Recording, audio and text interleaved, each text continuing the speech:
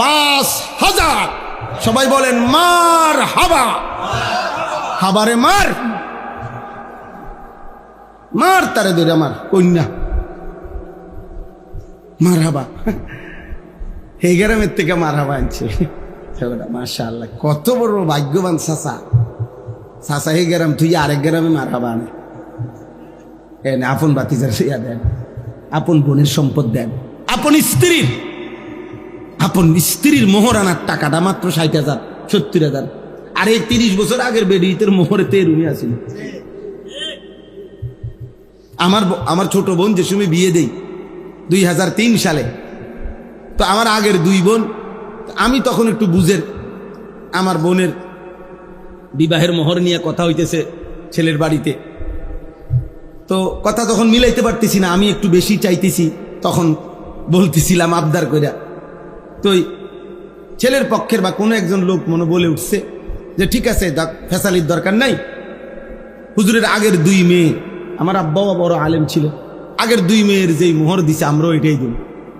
হ্যাঁ, এরপরে এটা বলতেই আমার আব্বা আমারে দিছে এবার দম, এই বেটা তুই ফুলাইন মানুষ, বেটা যা, বেশি ঝামেলা করস তুই বেটা। ঠিক আছে, আপনারা যেটা কইছেন এইটাই, মানে আপনারা কোনটা কইছেন এতক্ষণ।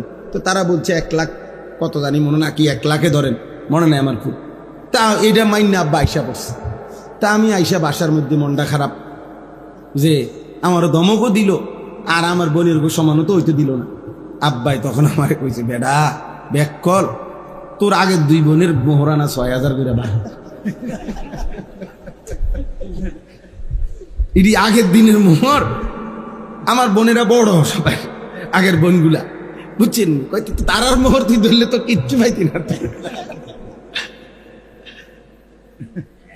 এমন এমন স্ত্রীর মোহর সামান্য কয়টা টাকা, এবডি এই মোহরানার টাকাটা দেয় না, এমন পুরুষ আছে না? কেন দিলেন না চাচা? কেন দিবেন না? কেন